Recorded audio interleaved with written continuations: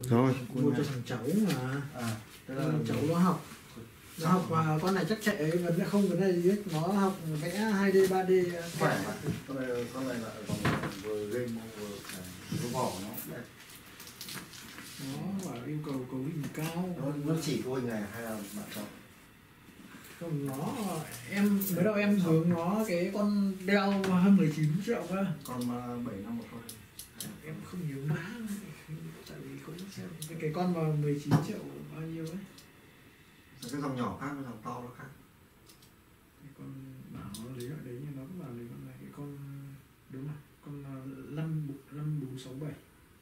À, làm sao bằng được? 54 là latitude à? 5467 là dòng latitude. Đây này, con này này. À, 3579, cái dòng này G3, con này G3. Con mạnh hơn con này nhiều. Còn không phải mạnh hơn. Chip của nó thì chip của nó đời đầu 8, con này chip đầu 9. Card màn hình con này là 1050 Ti, còn card màn hình con này nó cũng nói chung là nó cũng ngang ngửa nhau. Cái con này thì nó khỏe hơn card màn hình, con này nó khỏe hơn CPU. Nhưng cả con mà con này nó cổ SD sẵn, con này thì phải nâng cấp lên. nhưng con này card màn hình này chạy ổn với tác vụ đấy không? Tốt quá, hai con nó dùng ngang ngửa nhau. Em thì em nằm văn phòng em có để biết về những cái đồ họa này đâu, hai con học đồ họa, hai con ngang ngửa nhau. Nhưng mà mình chọn LENOVO thì ít thương hiệu hơn thằng Dell thì nó sẽ rẻ hơn được mấy triệu. Em thích thằng Dell nó đấy hơn. Con này bây giờ phải cài đặt gì nhiều không nhỉ? Không phải cài đặt gì à? Win là sẵn bản quyền rồi. Đúng rồi, Win bản quyền luôn. Con này cần cài đặt Office không mình cài cho con này nhập khẩu chính ngạch. Con này con cuối cùng thì hết hàng rồi mình bỏ. Đây là cài mất bao lâu vậy nhỉ? Cài 15 phút. Đây anh cài hộ em.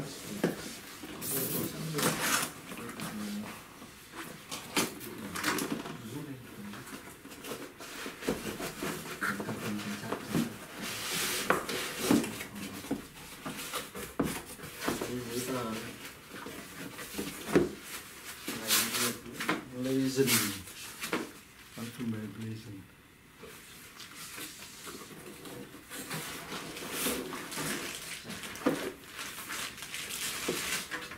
Mua tặng à? Hay là cho vay? Cho người hộ thì tiền đâu không mua tặng. Mua cho vay, đúng là nó đã có tiền đâu cũng mua cho nó. Đấy, cho nó xả xong đúng không? Để cắm sạc. Nên ra em bảo tôi cập thẻ cho nó. Tại vì trong tài khoản không đủ tiền, tài khoản còn có hơn chục tí. Đấy, thì trả tiền hết trong tài khoản đi, còn lại thì quen. Trong đỡ phiền phức. Quẹt hết á.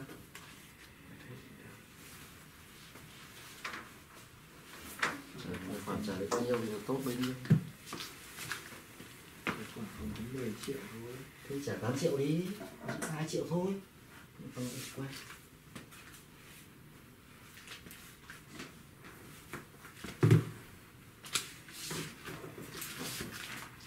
Đây giới thiệu qua một cái. Nó có cái này nó hơi khác biệt. Xanh.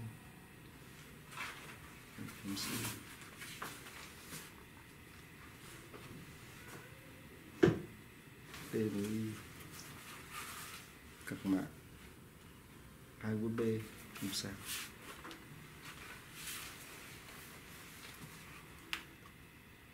Có cả cổng Type-C, cổng Type-C, tất cả cổng nằm bên trái hết. Rồi.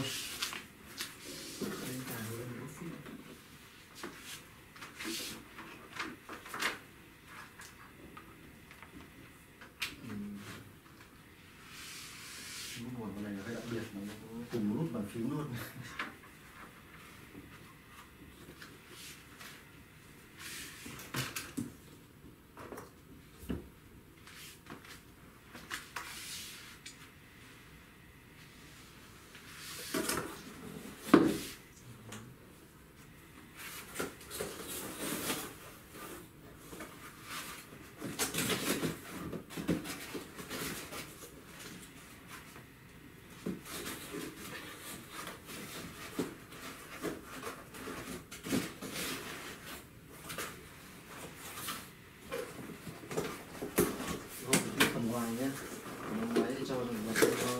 mình Vâng. khoai. Vâng.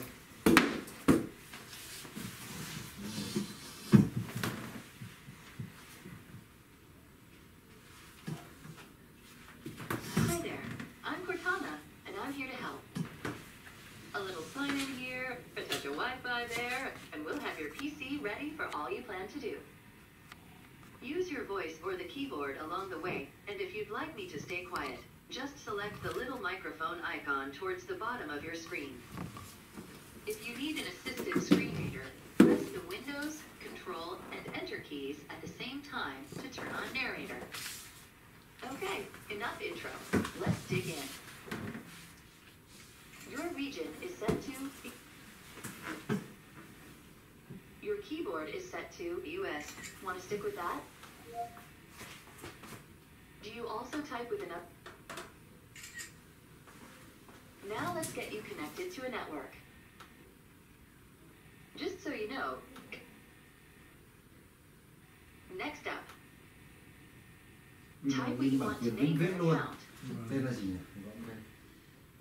Tên là Nguyễn Doãn Thành. Anh đánh không dấu, viết không dấu. Đúng rồi, cái này không có được. Nguyễn Doãn Thành.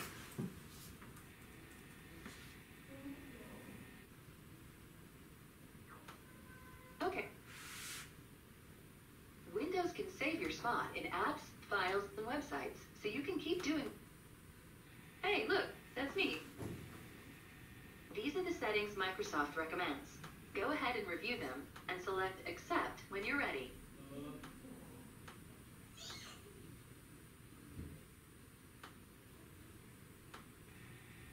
Your device manufacturer would like your contact info to send you updates and such.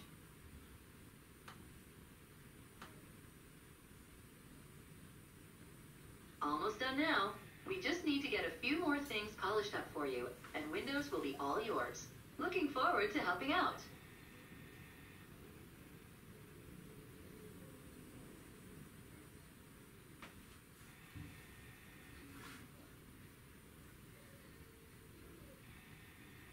Cái này nó có cái gạt camera đây này. Đây nó đang tắt nhé.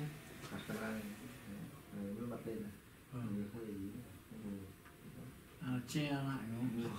Nó tiết.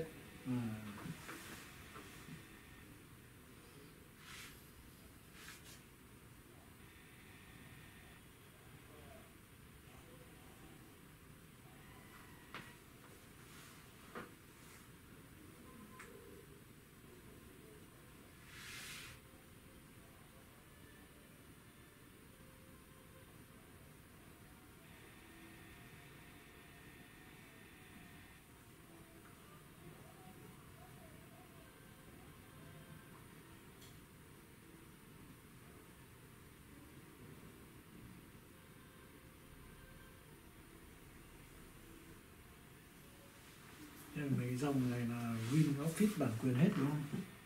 Office được không? Office nó khác hẳn. Office nó không kèm à? Office phải mua gì? Thế bây giờ anh cài em Office này nó Office bản Collect à? Đúng rồi. Bản Office như này bản này là dùng Office bao nhiêu ạ? Office 10 thôi. 2010. Nó thấp thôi thì nó không phát hiện ra. Không sợ ấy gì, update thoải mái gì. Nó không phải update, nó không phải update. Nó không phải bản quyền, thế thôi. Tại vì là Office của mình bây giờ mua theo năm, nó không bán vĩnh viễn.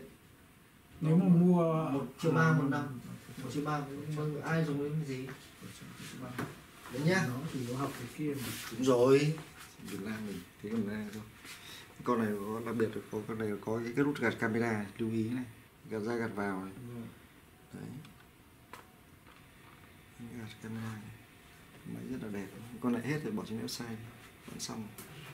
Con cổng Thunderbolt rất là hay. Máy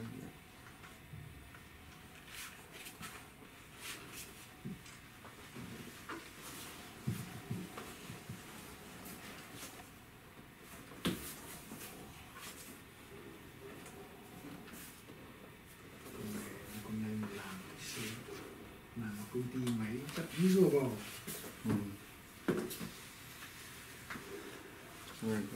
Logo này mà nó không trang bị máy đấy, làm văn phòng không, nó không trang bị máy cao làm gì, máy nhiều khi dùng chậm. Rồi, xin cảm ơn.